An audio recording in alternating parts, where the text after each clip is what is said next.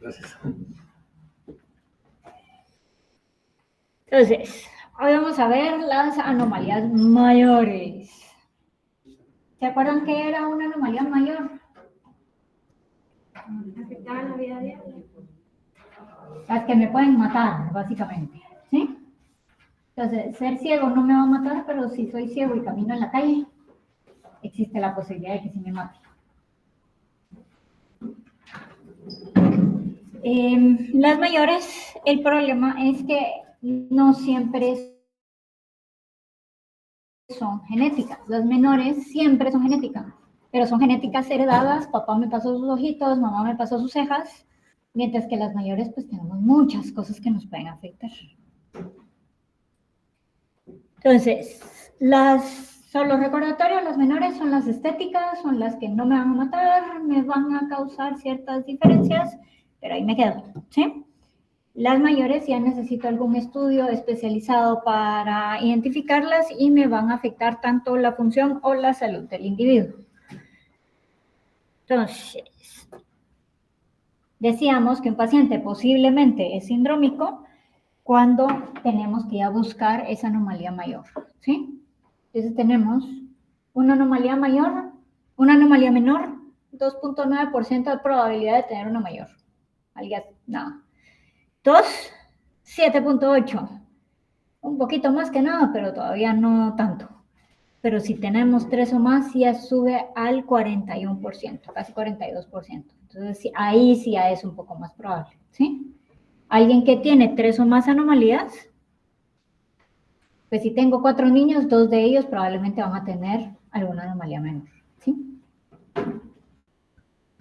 Entonces, el 5% de todo recién nacido tiene una anomalía mayor. ¿Cuántos recién nacidos hay aquí al mes? Cantidades industriales, ¿no? Buenos días. Entonces, ese 5%, ¿cuánto es? Ya son un montón de niños. ¿Y cuántos de verdad se quedan ingresados?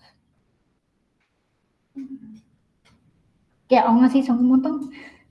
Pero no todo neonato, no es, digamos, ni el 5%, usualmente como que el 3% tal vez se quedan ingresados. Por ahí, ¿no? Entonces, estamos perdiendo un 2% por algún lado. Y es que estamos perdiendo esos que usualmente se presentan un poquito ya más tarde. Digamos, todas las anomalías bioquímicas u otras alteraciones que no son tan visibles, pues a veces ahí es donde las mandamos a su casa. Entonces, más del 50% de los abortos espontáneos tienen anomalías cromosómicas. Y esto es más pregunta para la gine, pero ustedes son R1, acaban de pasar de internos, ¿sí? ¿Cuántos abortos espontáneos se estudian para anomalías cromosómicas? En Guate, casi que ninguno, ¿sí? El contrario, el estudiarlo es la excepción, ¿sí? Entonces, eso es lo que nos dificulta porque tenemos ese antecedente de anomalías cromosómicas, lo que pasa es de que nunca lo sabemos porque no lo estudiamos, ¿sí? Entonces, después nos sale otro niño con múltiples anomalías y ¿de dónde salió? Mágicamente. Ya teníamos algún antecedente y lo que pasa es que nunca nos fijamos. Y el problema de las mayores es que la mayoría, el 66%, son multifactoriales.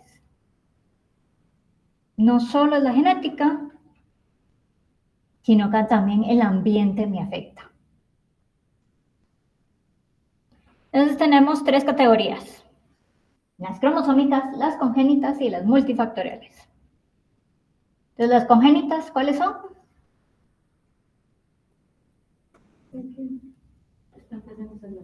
Están presentes al nacimiento, ¿sí? Las cromosómicas, ¿cuáles son?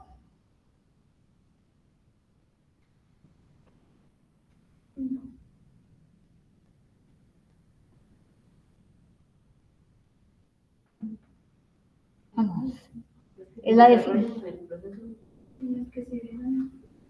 Las que se no, la mayoría de las alteraciones cromosómicas no se heredan, un patado no se hereda. Entonces, las alteraciones cromosómicas literalmente son alteraciones en los cromosomas, ¿sí? Que algún cromosoma tengo extra, que algún cromosoma me falta, que había un pedazo de cromosoma se movió al lugar equivocado, o se perdió, o se duplicó, ¿sí? Entonces, las multifactoriales son aquellas que pueden ser congénitas, pero no son cromosómicas, ¿sí? Entonces tenemos esta tablita, ya está un poquito vieja, pero sigue siendo más o menos el mismo ratio. Las alteraciones cromosómicas causan el 25% de las anomalías congénitas. Alteraciones de gen único forman el 20%. Alteraciones en el número de copias, alias microdeleciones, microduplicaciones, es el 10%. Los teratógenos, gracias a Dios, este número va bajando, ya va como por 3%. Pero las multifactoriales son las más frecuentes. Entonces, para las anomalías congénitas, ¿cuál es el factor de dieta que usualmente más me afecta, más produce anomalías congénitas? El ácido fólico. Ok. Entonces, la idea es, cuando tenemos a un niño, de mis niños que son medio raritos, ¿sí? Le tomamos historia clínica, le hacemos examen físico completo, identificamos aquellas pistas que me van a ayudar a reconocer ya sea un patrón o ir a buscar qué patrón pueden cubrir, hacer test confirmatorios para eventualmente llegar a un diagnóstico definitivo o decir, ay, no tengo la más pálida idea. ¿Sí? Entonces, yo sé que literatura médica, ahí ponemos libritos, yo sé que ustedes ya son de iPad y de PubMed y de todas esas cosas en línea. En mis tiempos todavía éramos libritos. Entonces, todo esto me va a ayudar ya sea a tener un diagnóstico o por lo menos decir, esto fijo no tiene. ¿Sí? Y es porque tenemos que las alteraciones tienen sus propias curvas, sus propios como puntos clave. ¿Sí? Alteraciones que suceden en el primer trimestre, casi todas son cromosomales, ¿sí? ¿Qué se desarrolla en el primer trimestre?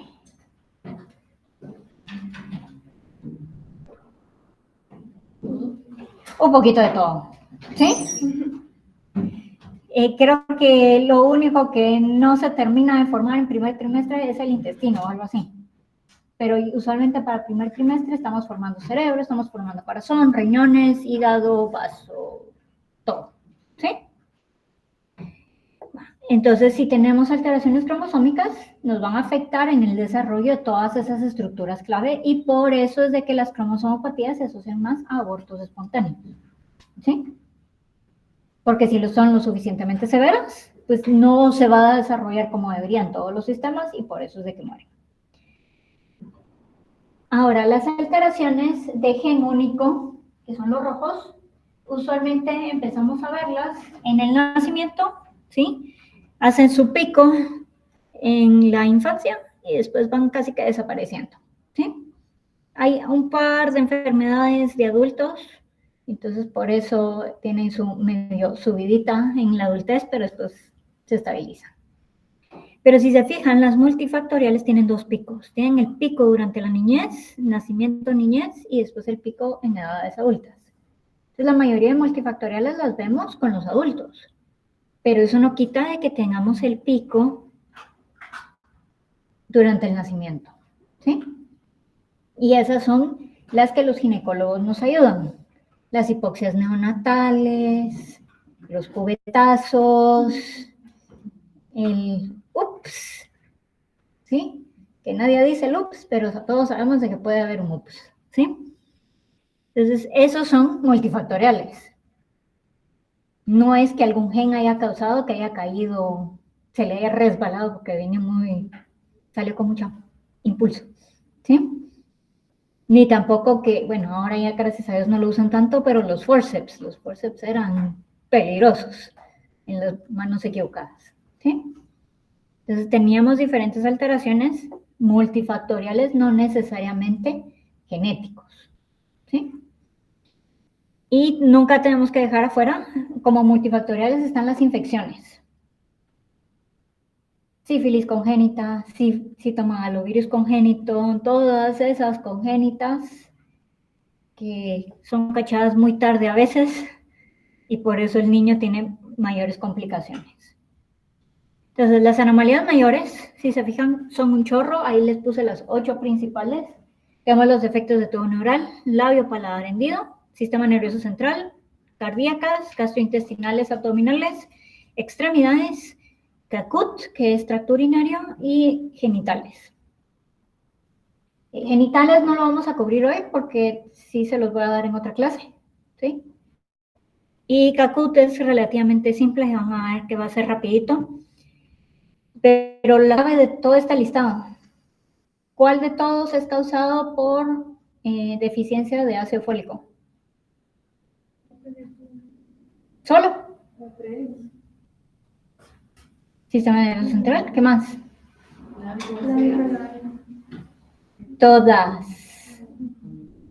Todas pueden ser causadas por deficiencia de ácido fólico, ¿sí? Pues el ácido fólico sí, clave. Y los papás que no muy que se lo quieran tomar, pero es que a usted no solo le ayuda al bebé, también le ayuda a usted, disminuye su riesgo de cáncer, de enfermedades cardiovasculares, el riesgo de infertilidad. Tómese su ácido fólico. ¿Cuánto creen que cuesta la pastilla de ácido fólico?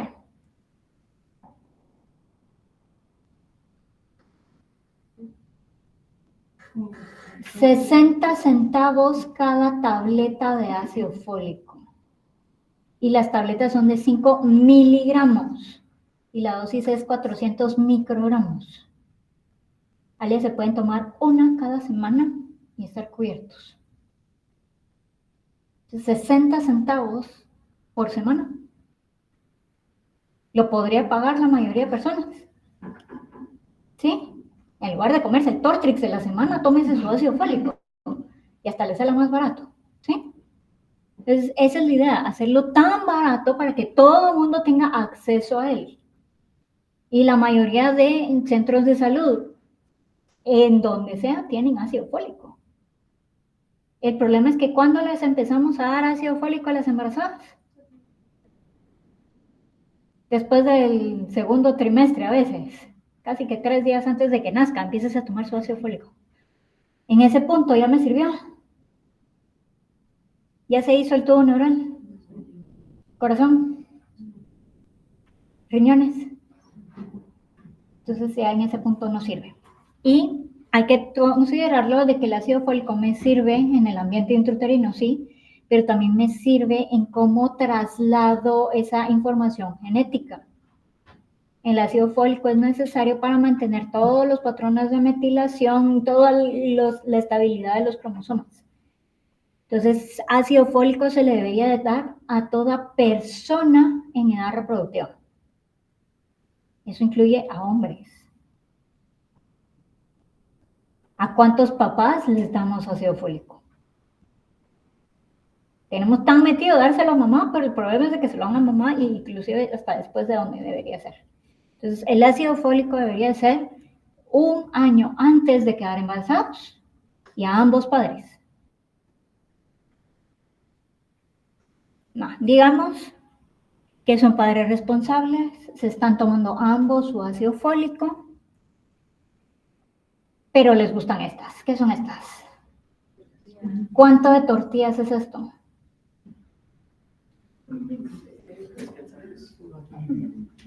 Pues depende, esta ya es foto algo viejita, si se fijan son tortillas gruesitas, ¿sí? Esas sí son hechas a mano, no son de maquinita.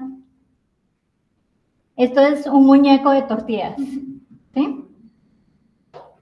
En San Juan de Zacatepec le dicen la cobra, que ponen así la mano y entonces era de todo eso de tortillas. Va. ¿Cuánto de esto creen que se come una persona estándar en Guatemala al día?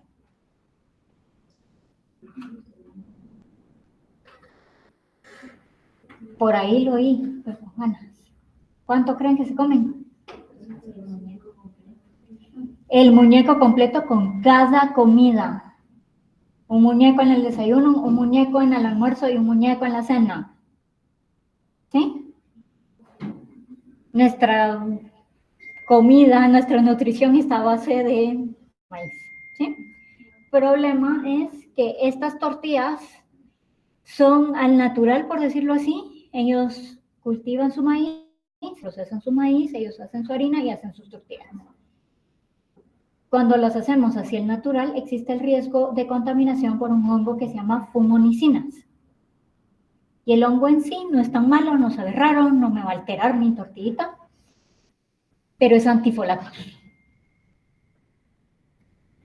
Entonces, imagínense comerse esta cantidad de antifolatos con cada comida.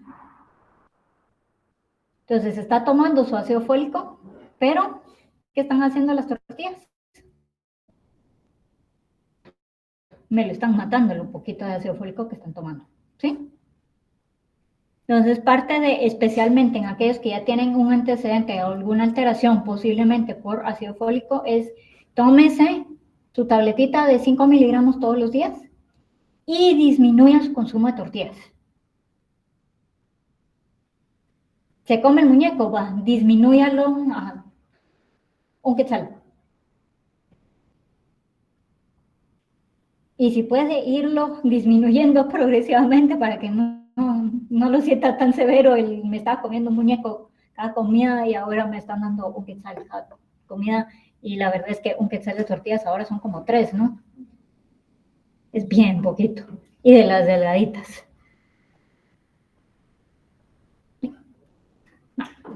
Entonces, en el 2000 se decidió buscar por qué. El ácido fólico se encontró en los 60s.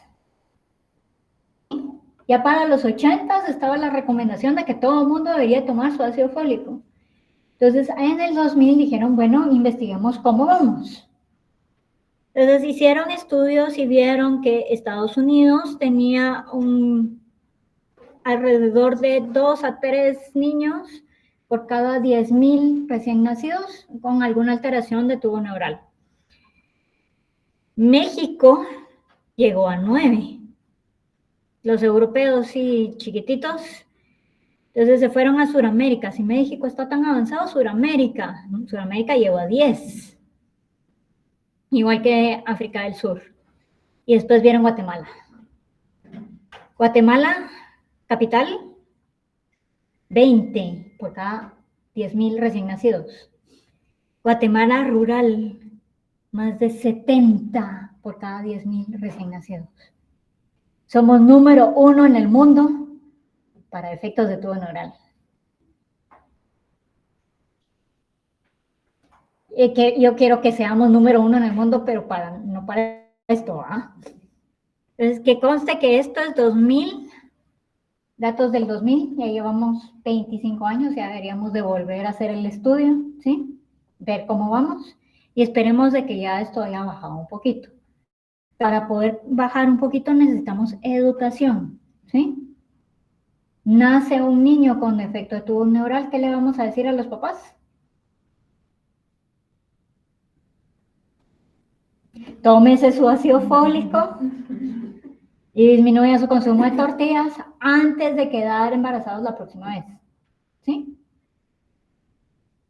Entonces, casi que tiene 6 meses, va a disminuir un poquito su lactancia materna, empiece a tomarse su ácido fólico y disminuir sus tortillas, porque ahí puede suceder cualquier cosa, ¿sí? Entonces, esto es la República de Guatemala, también años 2000, de ahí es donde se sacó, y le pusieron un porcentaje de anomalías, de todas las anomalías congénitas, cuántas eran faciales, cuántas eran genitourinarias, tubo neural era más de la mitad, ¿sí? Y que conste que estos eran nacionales y regionales. El ICS tiene el mismo patrón, ¿sí? No es exclusivo de los que no tienen seguro social. Y como les dije, para primer trimestre ya se formó sistema nervioso central, columna, corazón, las orejitas están terminando, ojitos están terminando, extremidades ya, intestino es el último en terminarse de formar, pero ya debería estar todo afectado. Entonces, por eso es de que ácido fólico me afecta cualquier estructura, ¿sí? Entonces, vamos a empezar con los fáciles. Los defectos de tubo neural en conjunto son un montón, ¿sí? Tenemos los abiertos, tenemos los cerrados, tenemos las espinas bífidas, tenemos los meningoceles, tenemos los encefaloceles, etcétera, etcétera, ¿sí? Entonces, ese es el dibujito. Más severo de todos, la cranioraquisquisis. No se forma correctamente el cerebro, pero tampoco se cierra nada del tubo neural. Se queda abierto hasta la pelvis casi. Y le vemos todos sus mini nervios que no fueron formados correctamente. La esperanza de vida de una cranioraquisquisis es menos 3 horas, porque usualmente o nacen muertos o mueren muy rápidamente después de nacer. El siguiente, que es severo, pero relativamente estable, es la anencefalia. La anencefalia, muy, muy severa, muy mal pronóstico, pero hay niños que han durado meses, ¿sí? Mientras ustedes le den de comer, su bulbo raquídeo ahí va echando punta y hasta que literalmente algo pase y se muera, ¿sí? Pero siempre plan educa a los papás, llévenselo a casa, apapáchenlo, que todo el mundo le dé su besito y eventualmente sí va a morir. No. Las espinas bífidas abiertas tienen sus propias complicaciones, incluyendo las infecciones. Las espinas bífidas cerradas o cubiertas son un poquito más estables, pero eso tampoco quiere decir que el neurocirujano se pueda tardar 3 semanas. Todas estas son emergencias. Por eso la unidad de espina bífida del San Juan de Dios tiene neurocirujanos de llamada. Niño que nace, literalmente nace en la labor y pasa por una puertecita directo al quirófano para ser operado. No esperan, no lo estabilizan, no nada, por decirlo así. Que el anestesiólogo ahí se haga grande intubándolo y se mire que esté vivo. ¿Sí? Entonces tenemos los abiertos, tenemos los cerrados y vamos a ir viendo fotos. Entonces las anencefalias, le ponemos un gorrito y la verdad es que no le vemos nada malo. ¿Sí? En épocas antiguas y más que todo en áreas rurales se le dicen los niñitos sapos o ranitas, porque parecen más o menos, ¿sí? Muertes tempranas, muchas veces no reportadas, solo son el arbolito en el jardín. Y después tenemos las espinas bífidas abiertas. Literalmente le vamos a ver todos sus nervios. ¿Qué creen que pasa con estas espinas bífidas a largo plazo, aunque sean cerradas tempranamente?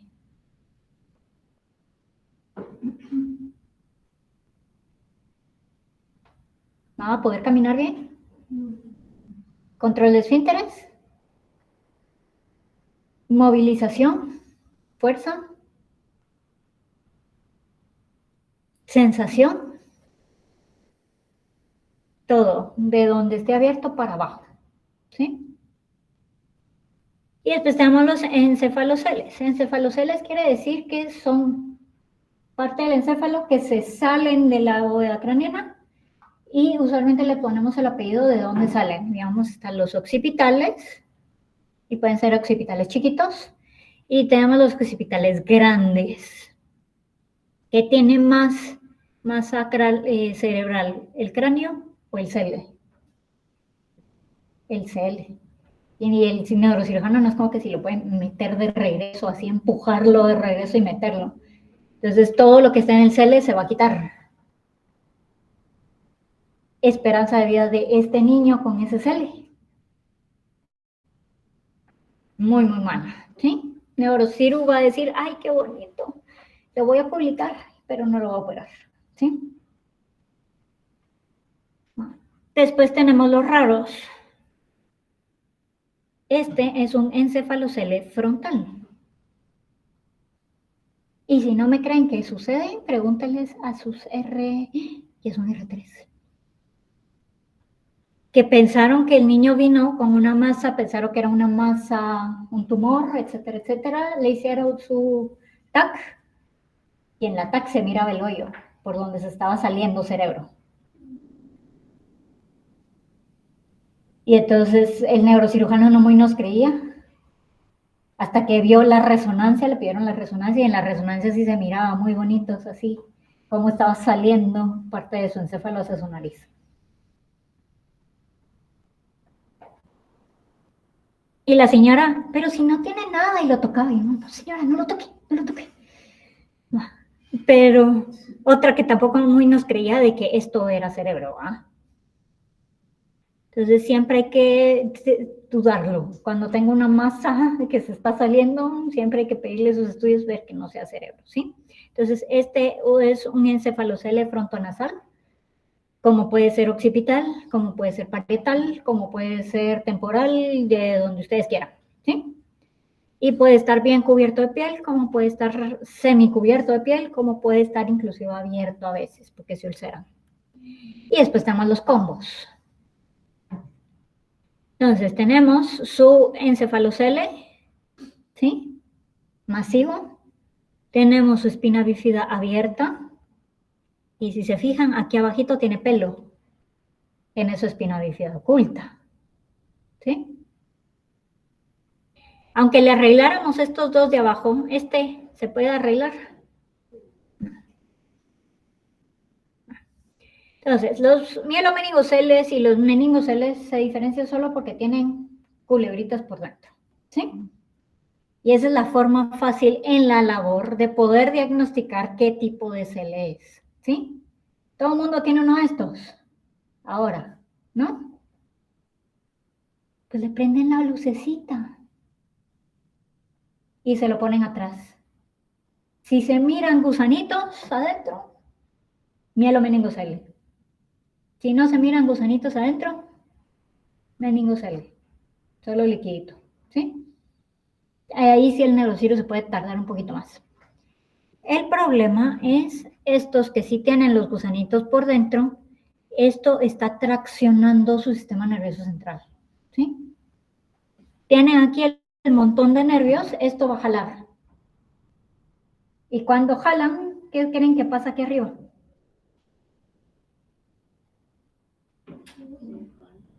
Oído muy chiquito, estructura muy grande. Se tratan de herniar, ¿sí?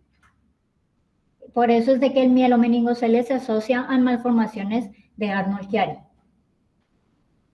Está traccionando y entonces eso causa la malformación de Arnold-Chiari porque todo el cerebro se está tratando de herniar por el agujero magno. Y si hay cerebro tapando el agujero magno, ¿qué creen que pasa con el líquido? Se tapa. Hidrocefalia, ¿sí?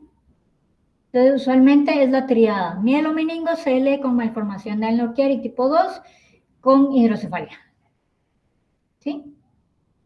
Entonces, estos niños, cuando se les arregla estas anomalías, el neurocirujano tiene que saber que no solo es arreglarle el pedacito de abajo, es ir a ver arriba, ponerle de un solo la válvula si necesita, para que no se siga dilatando. Ya le corregí lo de abajo, ya va a dejar de traccionar, pero lo traccionado ya traccionado se quedó. No es como que si le puedo meter el dedito y empujarlo de regreso para arriba, ¿sí? Pero le puedo mejorar su calidad de vida si de un solo le miro la hidrocefalia, ¿sí? Entonces, seguimos con fotos, hay grandes, hay dobles.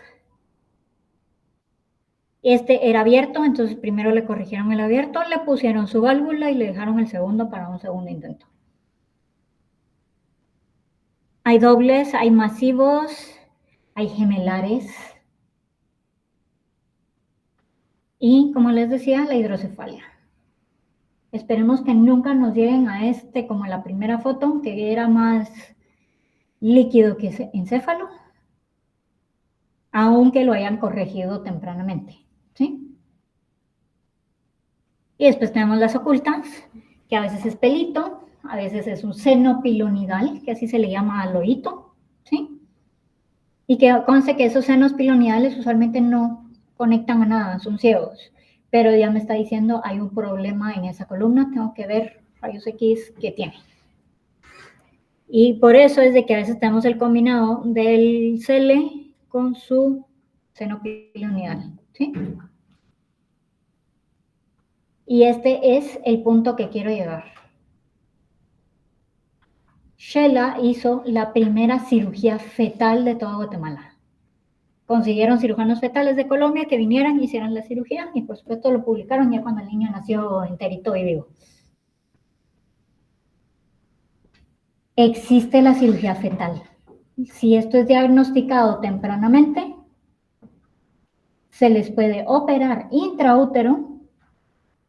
Y entonces, ¿qué pasa si intraútero les metemos todo de regreso? ¿Va a haber tracción? ¿Va a haber hidrocefalia? ¿Va a haber un mejor desarrollo de motor miembros inferiores? ¿Sí? No hay suficientes casos operados como para decir más o menos cuántos, pero la mayoría tienen un mejor pronóstico. A veces hay vejiga neurógena, a veces hay un poco de debilidad, todo puede haber rezagado dependiendo de qué tanto se tarden y qué tanto toquen médula, pues. Pero existe la posibilidad de que tengan una vida lo más normal posible si se operan tempranamente. Y esto es lo más temprano que lo logramos, ¿sí? Entonces, en Guatemala ahorita, que yo sepa, el único cirujano fetal está en El Pilar, entonces no va a ser barato, pero existe la opción, ¿sí? Va a ser un poquito más barato que irse a los estados, creo yo. Entonces, los defectos de tubo neural o NTDs pueden ser alisados ambientales, no se tomaron su ácido fólico, pero también pueden ser parte de síndromes. Entonces, todos los mielomeningoceles se dan su colazo por genética para ver si son parte de algo más o solo son eso, ¿sí? Entonces, tiene el gran cele. Tapémoslo y veamos qué más tiene, ¿sí?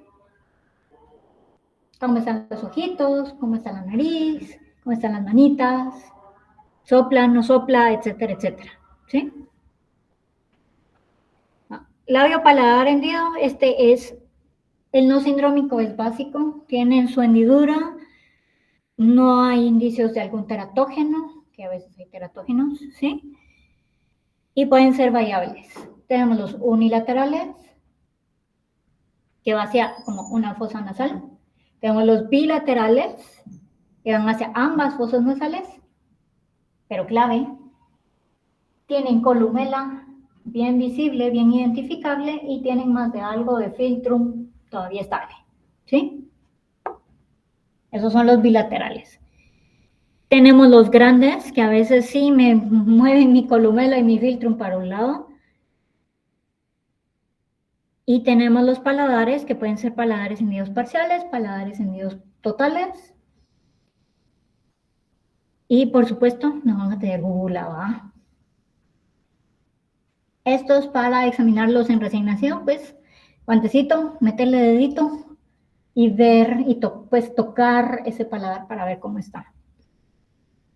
¿Cuál es el mayor problema de los labios y paladares hendidos en un recién nacido?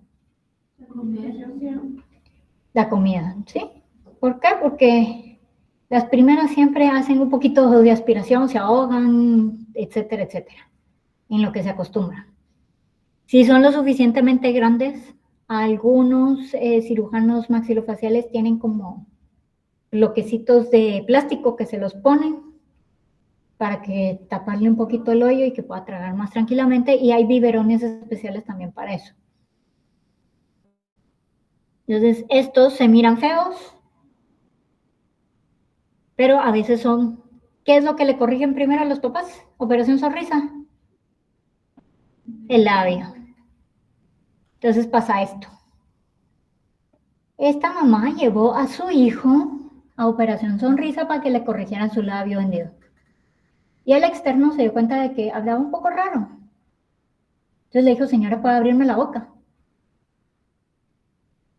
Le corrigieron su labio hendido a los 3 meses, pero el paladar pues ya les valió un poco.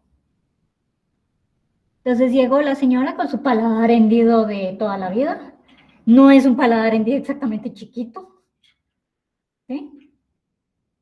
Pero había llevado a su hijo con labio y paladar hendido.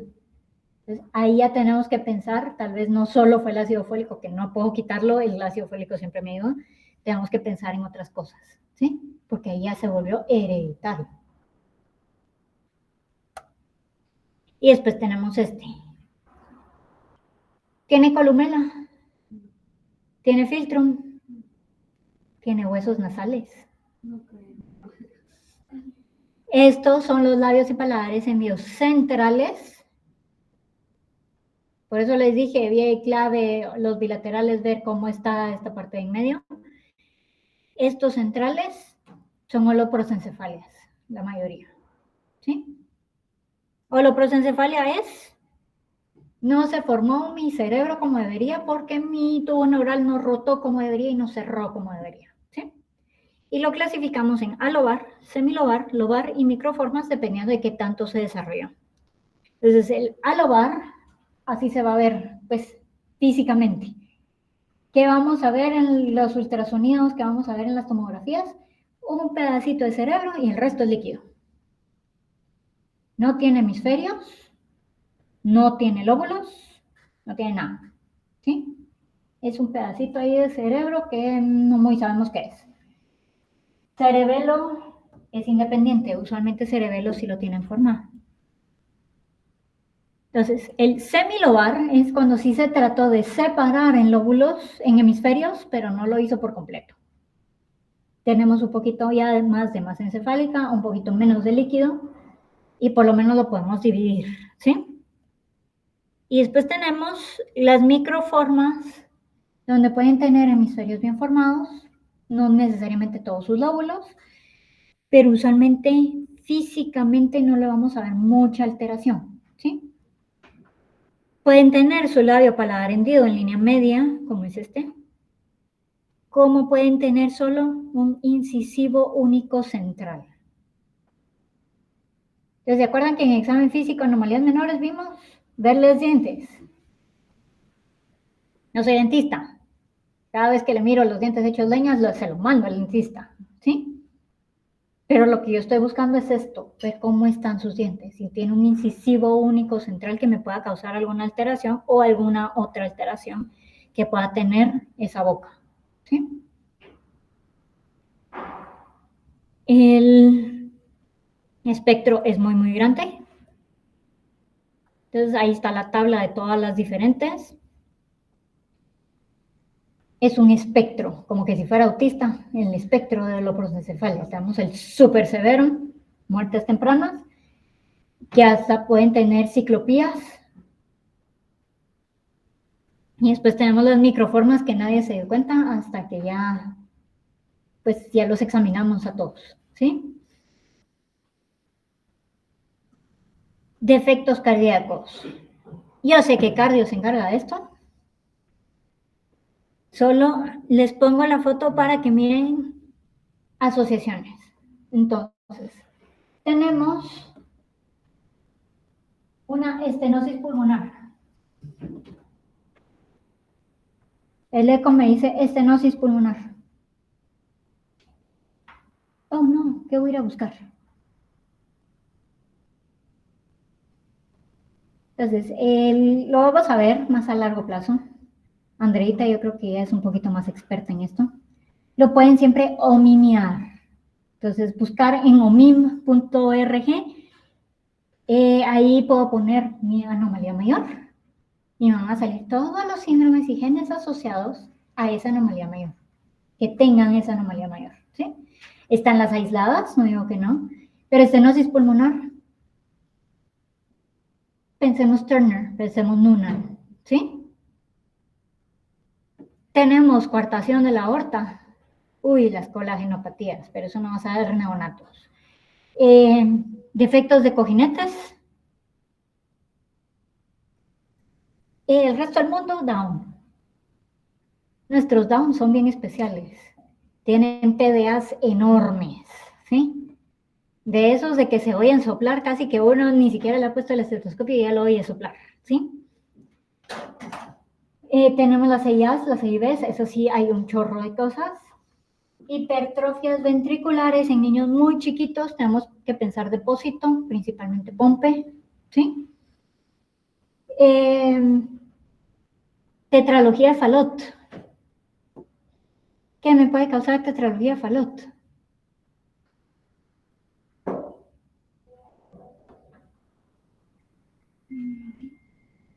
La verdad es que hay un chorro de cosas que me pueden causar tetralogía de Fallot. Tenemos de George, que ese es como el más frecuente, y tenemos Williams y tenemos una cantidad de diferentes síndromes que vamos a ver algunos durante el curso, ¿sí? Pero tetralogía de Fallot ya Unicar lo sabe, encuentra una tetralogía de Fallot y le hace su consulta genética, ellos mismos, porque fijo va a tener algo más, ¿sí? Entonces, ahí tienen la tetralogía de Fallot, por eso les pongo el dibujito, ahí tienen todas las anomalías asociadas, ¿sí? Siempre es emergencia, siempre Unicar se encarga. Una vez esté estable, ya genética lo puede estudiar para ver cuál era la causa, ¿sí? Gastrointestinales tenemos las atresias traqueoesofágicas, que la Ciru es la que se aprende bien las clasificaciones. Para ustedes básico, meterle su sondita a todos los neonatos, ver que llegue a este estómago y que jale y que sí salga liquidito, ¿sí?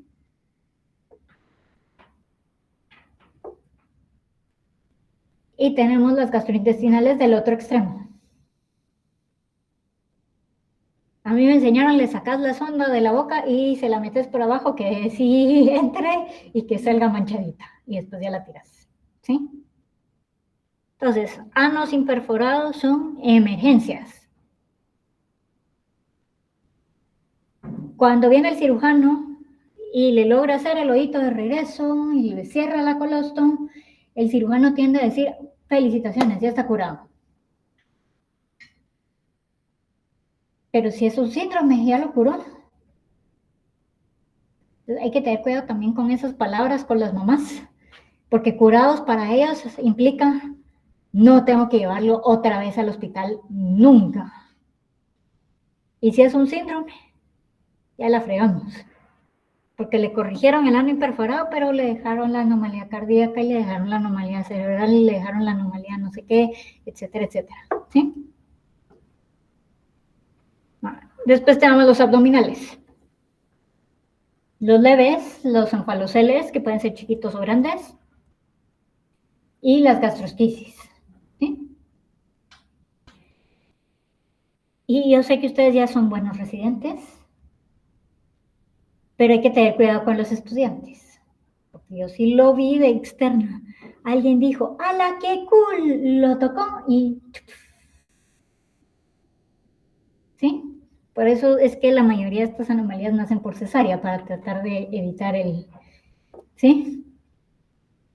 Y ahí sí los cirujanos se hacen grande, aumentando cavidad abdominal para tratar de que todo quepa. Después tenemos caput. Caput es cualquier alteración de las vías renales. Usualmente aislada, pero puede ser también parte de un síndrome. Tenemos la genesia renal, hipoplasia renal, displasia renales, riñones en herradura, etcétera, etcétera, etcétera, etcétera, etcétera. ¿Sí? Okay. Vamos a unir un poquito anomalías menores a anomalías mayores. Tengo a un niño con malformaciones en la oreja, tiene pits preauriculares y tiene prominencias preauriculares.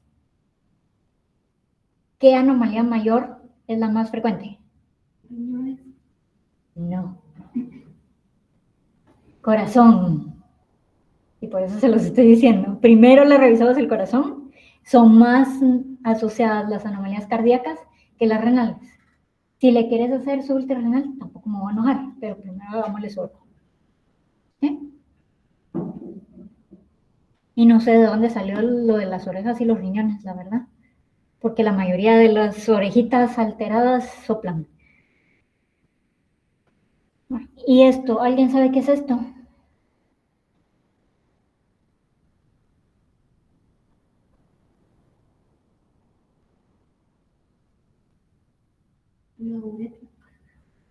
Por ahí vas. Es una extrofia vesical.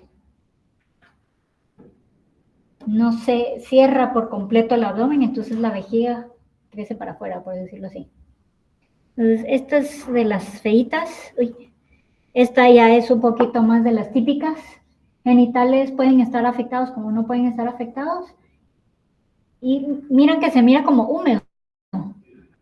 Es la orina. ¿Sí? Riñones están produciendo orina, lo están llevando hacia vejiga, pero vejiga no es una vejiga. Se está saliendo todo. ¿Sí?